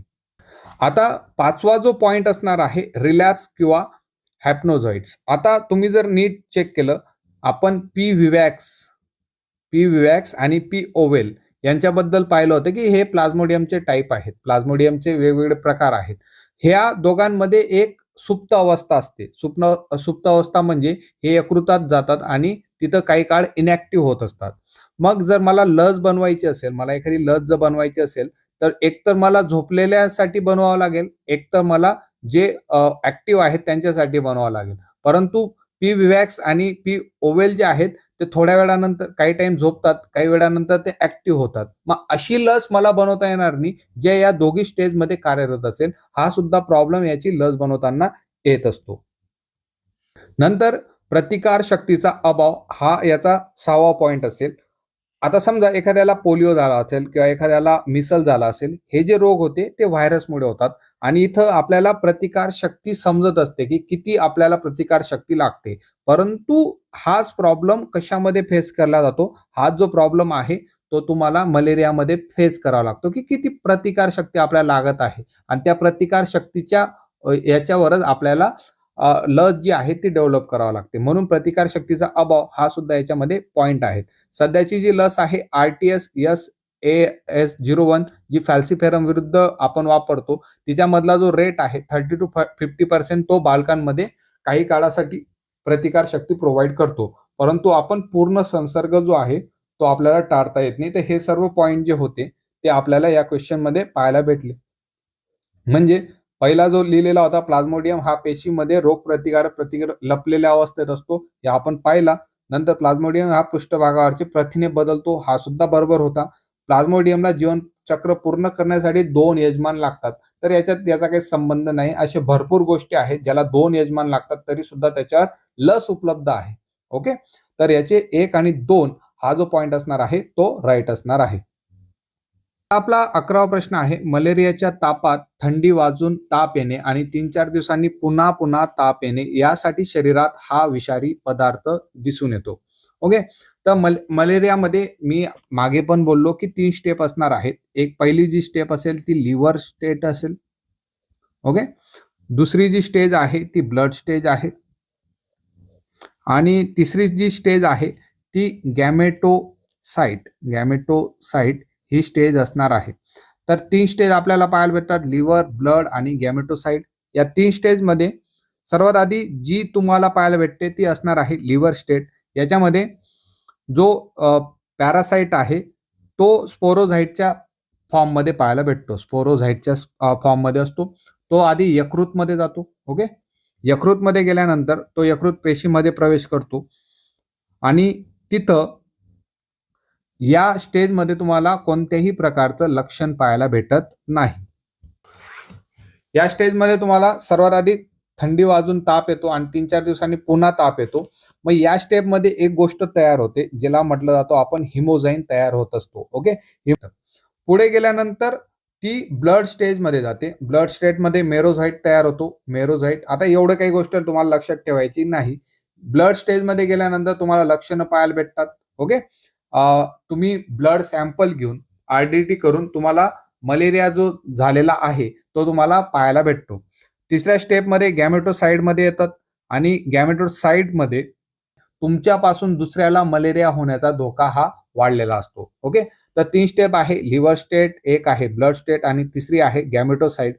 लिव्हर स्टेटमध्ये तुम्हाला हिमोझाईन जो आहे तो पाहायला भेटणार आहे. इतक्या डीप टाईपचा हा प्रश्न विचारला गेलेला होता. म्हणून मी सांगतो काही गोष्टी तुम्हाला डीपली अभ्यास करायच्या आहेत आणि मलेरियावर 2020 मध्ये सुद्धा प्रश्न विचारला गेलेला आहे.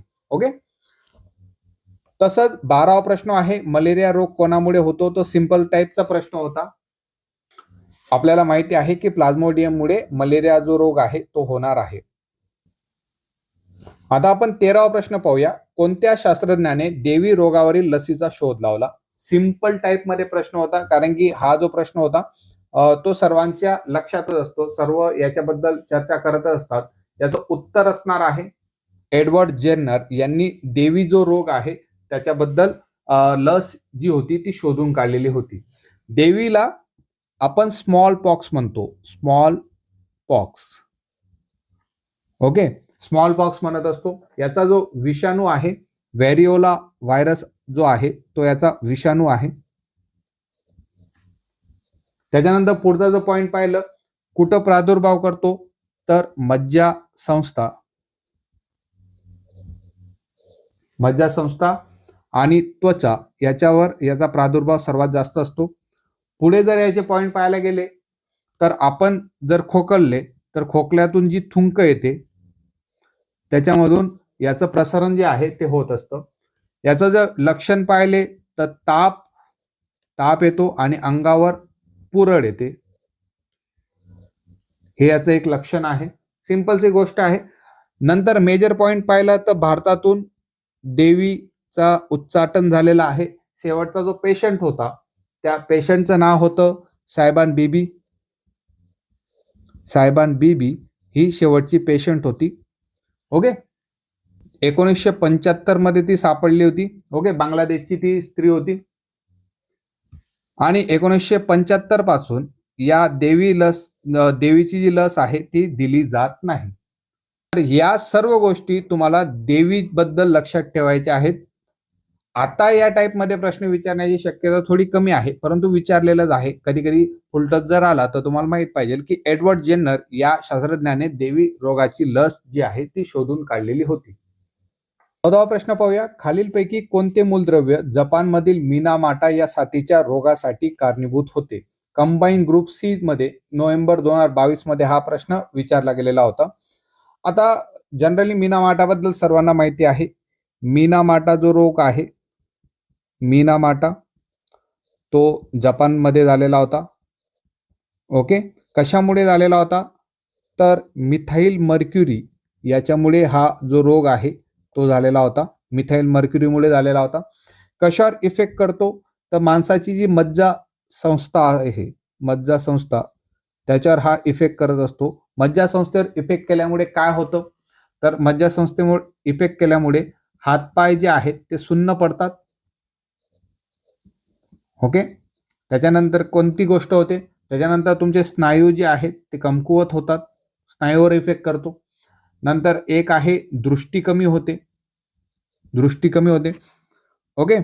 तर जपानमध्ये, छोटासा देश आहे जपान, या जपानमध्ये एक फॅक्टरी होती, चिस्सो केमिकल फॅक्टरी. जपानमध्ये ही चिस्सो केमिकल फॅक्टरी होती. ओके. त्या फॅक्टरीने काय केलं, त्या फॅक्टरीने समुद्रामध्ये, जपानच्या आजूबाजू समुद्र होतं, त्या समुद्रामध्ये मिथाइल मर्क्युरी असलेलं जे सांडपाणी होतं ते सोडलेलं होतं. ओके. आता या पाण्यामध्ये छोटे छोटे मासे होते, मोठे मोठे मासे असतील तर मासे होते, शिंपले होते. या माशांमध्ये हे जे पाणी होतं ते जमा झालं आणि जपानमधल्या काही लोकांनी ते मासे पकडले. हे जे मासे होते ते पकडल्यानंतर ते मासे खाल्ले आणि त्या माशांमुळे त्या जपानमधले जे लोक होते त्या लोकांना काय झाला, मिनामाटा हा रोग झालेला होता. आता हा जो मिनामाटा आजार होता त्याच्यावर पूर्णपणे उपचार काही उपलब्ध नव्हते. तेव्हा त्यांनी काय केलं, हे जे पाणी होतं त्याला शुद्धीकरण करणं चालू केलं. तर त्या शुद्धीकरणाला चिलेशन थेरपी असं म्हटलं जातं. चिलेशन थेरपी असं याला म्हटलं जातं. जे पाणी असतं त्याला उपचार म्हणून चिलेशन थेरपी असतं आणि त्याच्यामध्ये काय केलं जातं, पाण्यामधून मर्क्युरी काढलं जातं आणि मर्क्युरी जो आहे तो या संज्ञेने दाखवला जातो. या टाईपमध्ये हा प्रश्न तुम्हाला विचारला गेलेला होता. मीना माठाबद्दल एवढ्या गोष्टी सफिशियंट आहे. आता आपण 16वा प्रश्न पाहून घेऊया. खालीलपैकी कोणती लस जी आहे तोंडावाटे दिली जाते? कंबाईन ग्रुप बी चा होता. 2021 चा प्रश्न हा विचारलेला होता. आपण एका क्वेश्चन मध्ये डिस्कस केलं की कोणती लस कुठे दिली जाते, त्वचेच्या वरच्या थरला, त्वचेच्या मध्ये, स्नायूंमध्ये, या टाईपचा प्रश्न आपण ऑलरेडी डिस्कस केलेला आहे. कंबाईन ग्रुप बी चा 2021 चा प्रश्न, हा जो प्रश्न आहे तो मी इझी कॅटेगरीमध्ये टाकतो, कारण की जनरली आपण जेव्हा रोगांबद्दल अभ्यास करतो तेव्हा या गोष्टी माहिती असतात. ऑप्शन 1 दिलेलं होतं बॅसिलस कॅल्मेट गुएरिन, ऑप्शन बी होतं सेबिन, ऑप्शन सी होतं साल्क आणि ऑप्शन डी होतं गुंड, गोवर आणि रुबेला. तर याच्यामध्ये जर पाहायला गेलं तर इथून आपले दोन ऑप्शन एकमेकांना ऑर होऊन जातात. जसं सेबिन आणि साल्क या लसींबद्दल आपण बोललो, ओपीव्ही आयपीव्ही याच्याबद्दल आपण बोललो, तर साल्कची लस जी होती ती जोनास साल्क यांनी 1955 मध्ये डेव्हलप केलेली होती आणि ही जी लस होती ती आपण आयपीव्हीच्या स्वरूपात होती. आणि आयपीव्ही तुम्हाला माहिती आहे, आयपीव्ही आपण इंजेक्शनच्या स्वरूपात देत असतो. जी सेबिनची लस होती ती कोणी डेव्हलप केली होती, तर अल्बर्ट सेबिन यांनी ही लस जी होती ती डेव्हलप केलेली होती. आणि कोणत्या साली केलेली होती, ते 1957 साली डेव्हलप केलेली होती. हिला आपण ओपीव्ही म्हणतो. आणि ओपीव्ही आपण कशा पद्धतीने देतो, तर ती तोंडाद्वारे आपण देत असतो. तर इथं क्लिअर होतं की सेबिनची जी लस आहे ती आपली तोंडाद्वारे दिली जाते आणि याचं उत्तर येणार आहे सेबिन. तर या प्रश्नामध्ये एवढं काही विचारायचं नाही. तुम्ही कन्फ्युज होऊ शकता, बॅसिलस कॅल्मेट गुएरिन काय असेल. याचा पहिलं अक्षर तुम्ही जर कॅल्क्युलेट केलं तर BCG चं फुल फॉर्म जो असणार आहे बॅसिलस कॅल्मेट गुएरिन, BCG चा फुल फॉर्म आहे. ओके, तर इथं काही एवढं घाबरण्यासारखं नव्हतं. उत्तर येणार आहे तुमचं सेबिनची लस, जी तोंडावाटे दिली जाते, जिला आपण ओपीव्ही असं म्हणत असतो.